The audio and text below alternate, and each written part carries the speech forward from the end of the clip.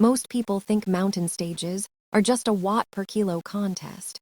But the decisive move actually starts miles before anyone attacks. When you watch a mountain stage, don't just wait for the fireworks. Elite mountain racing isn't random.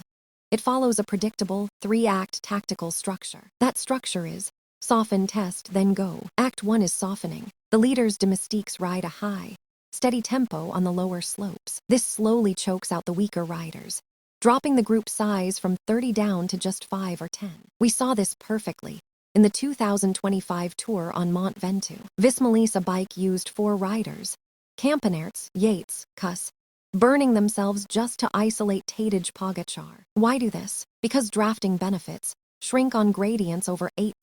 Once the road tilts up, an isolated leader has nowhere to hide. They have no teammates to fetch bottles, pace them back from a mechanical, or cover early moves. Here is where viewers get tricked. Someone attacks, gets caught and sits back down. We assume they failed. But that brings us to Act 2, testing. These false attacks are probing moves. Vingegaard hit Pogačar 4 times on Ventoux. The goal isn't to escape yet.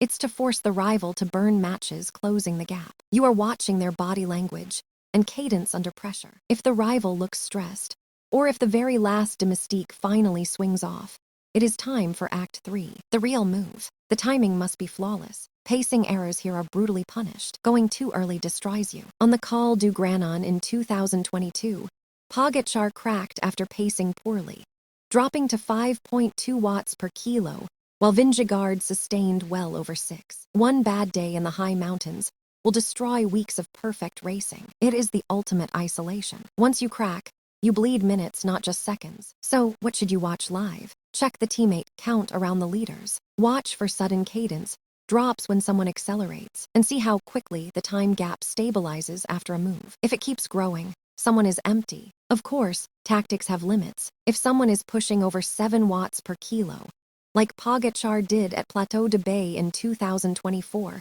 no team strategy can stop them. To see this yourself, watch the 2025 Mont Ventoux stage for a textbook softening train, and the 2022 Granon stage to see what happens when the pacing math fails. Watch the shrinking group, not just the front wheel.